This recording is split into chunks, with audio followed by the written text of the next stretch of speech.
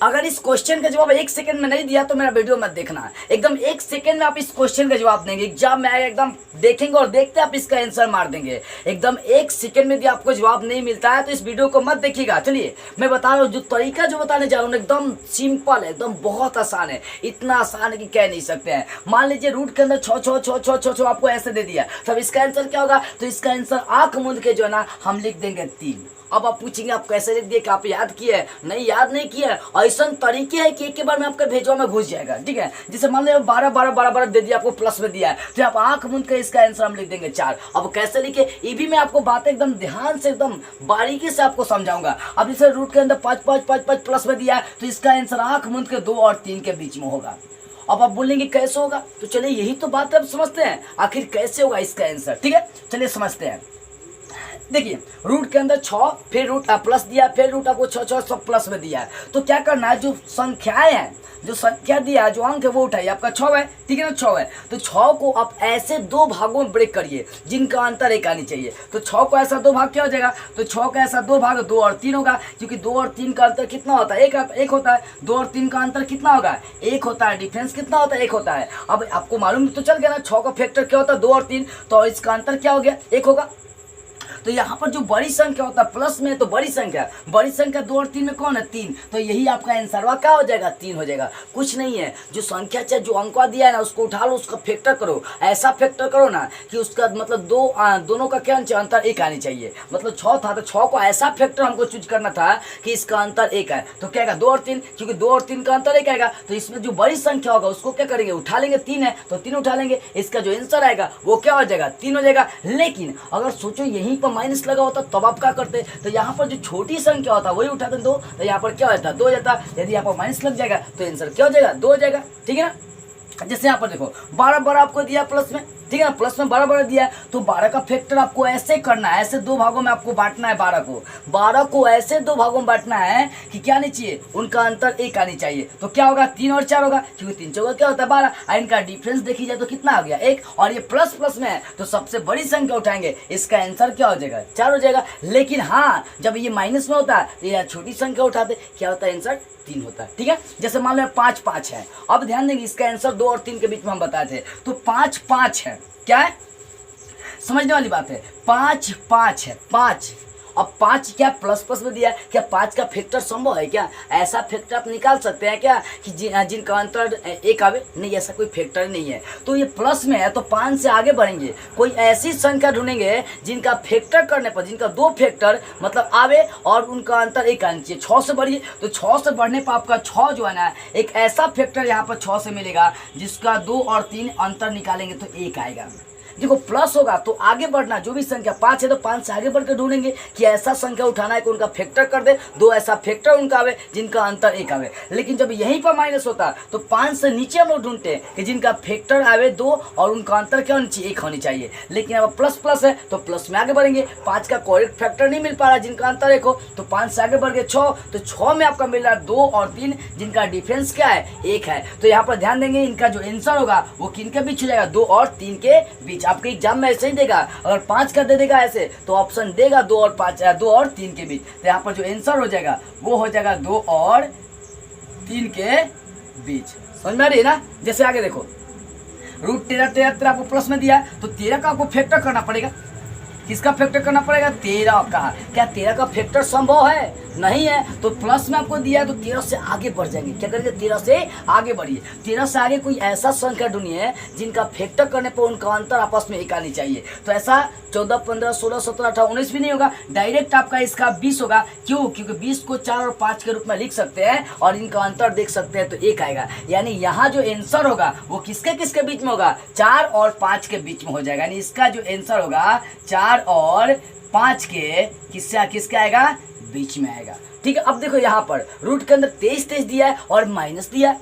अब बताए थे जब प्लस में होगा, अब 23 का तो कोई करेक्ट फैक्टर होता नहीं है ना। जैसे 6 था, 6 का फैक्टर 2 गुणा 3, क्योंकि इनका अंतर 1 आ रहा था। माइनस होता था यहाँ पर 2 आंसर हो जाता, प्लस है इसके कारण से 3 आंसर आ गया। लेकिन यहाँ पर रूट के अंदर 23 23 आपको दिया, और साथ में माइनस है, तो 23 दिया है तो 23 से आगे नहीं बढ़ेंगे, प्लस होगा तो 23 से आगे का फैक्टर ढूंढे। लेकिन यहाँ पर 23 माइनस में दिया है तो हम लोग कहाँ आएंगे, पीछे आएंगे। अब 23 से पीछे आकर कोई ऐसा संख्या ढूंढिए जिनका 2 फैक्टर हो लेकिन उनका अंतर 1 आनी चाहिए, तो 23 से पीछे आएंगे। अब 23 से पीछे बाबू आपका देखेंगे तो क्या होगा, तो 23 से पीछे 20 होता है जिनका अंतर कितना होता है, अब होगा 4 और 5 लिखेंगे तो उनका अंतर 1 आएगा, ठीक है ना। यानी यहाँ पर जो आंसर होगा, पीछे आ रहे हैं तो यहाँ पर भी जो आंसर होगा वो होगा 4 और 5 के बीच।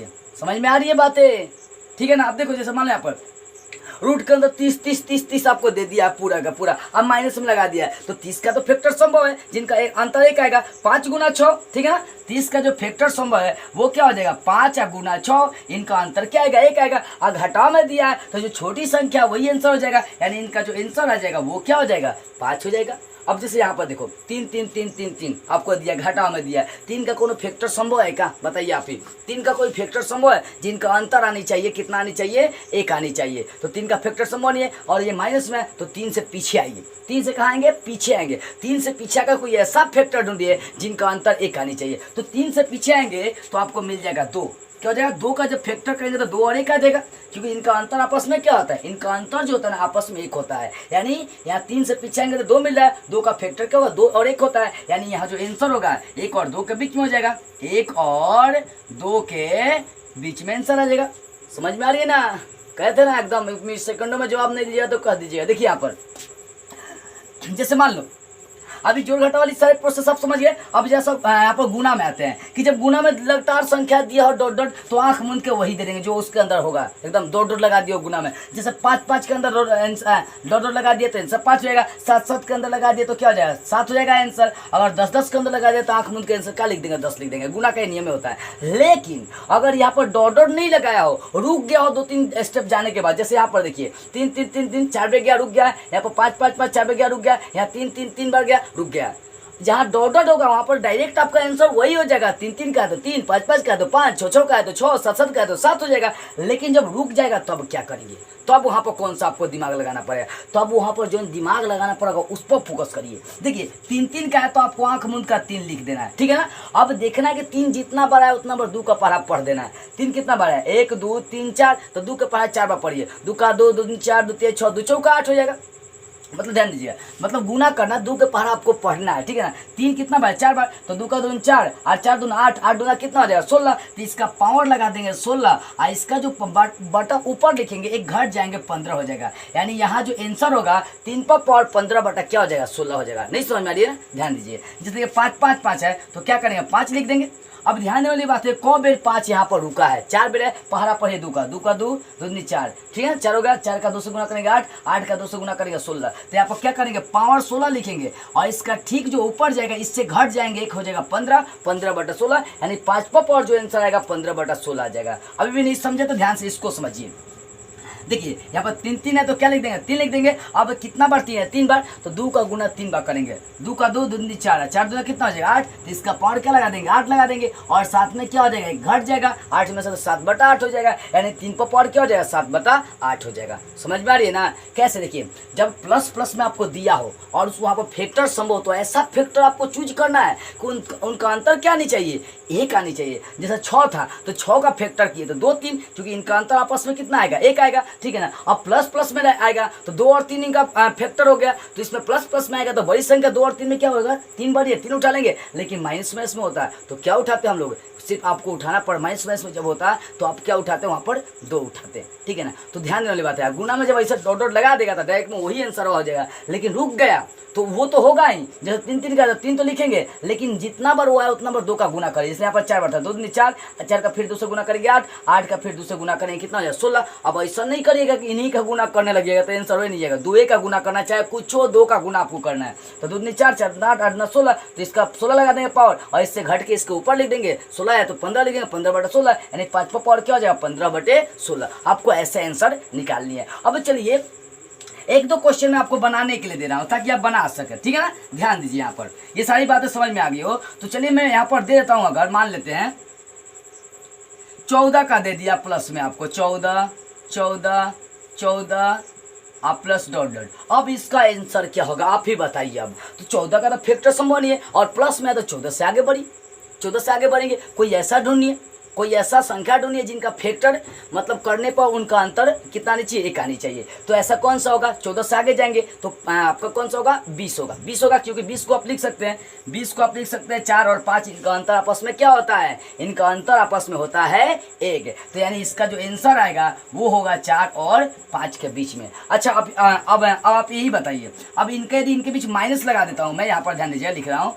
14 माइनस फिर √14 माइनस, ऐसे क्या क्या माइनस लगा दिया, तब इसका आंसर क्या होगा। अब बताइए, तो 14 से आगे नहीं बढ़ेंगे, अब 14 से पीछे ढूंढेंगे, कोई ऐसा फैक्टर ढूंढेंगे जिनका अंतर आपस में कितना आना चाहिए, 1 आनी चाहिए। तो 14 से पीछे आइए, 14 से पीछे आएंगे तो क्या होगा, 11 नहीं होगा 12 होगा। 14 से पीछे आएंगे तो 12 होगा, क्यों, क्योंकि ध्यान दीजिए 12 जो होता है ना, ध्यान दीजिए 12, 14 से पीछे आएंगे 12, 12 का हो जाएगा 3 और 4, यानी इनका जो आंसर होगा वो क्या होगा, 3 और 4 के बीच में होगा।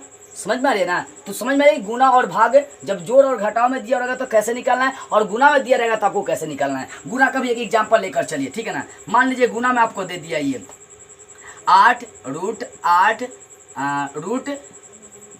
ठीक है। अब इसका आंसर ढूंढना चाहते हैं तो 8 8 है तो आप 8 लिख दीजिए पहले आंख मूंद कर, ठीक है ना। अब क्या है कि 8 कितना बार उतना बार 2 का पहरा पढ़िए, तो 3 बार तो 2 दूनी 4, 4 दूना कितना है 8, तो 8 पर और 8 लिख देंगे, और साथ में ये 8 है तो इससे घट के इसका ऊपर लिख देंगे। इसका 8 है तो एक घट जाएगा 7 हो जाएगा, यानी 8 पर और 7 बटा क्या हो जाएगा, 8 हो जाएगा। समझ में आ रही है ना। तो इस तरह से आपको क्या करना है, पूरा एकदम क्वेश्चन मिलेगा, रगड़ देना है आंसर धक 1 मिनट में, 1 सेकंड में, ताकि टाइम भी आपके पास बचे, एग्जाम के एकदम क्रैक भी कर जाए आप। तो बस आज के इस वीडियो में इतना ही, अगले वीडियो में हम लोग एक नई ट्रिक के साथ फिर मिलेंगे।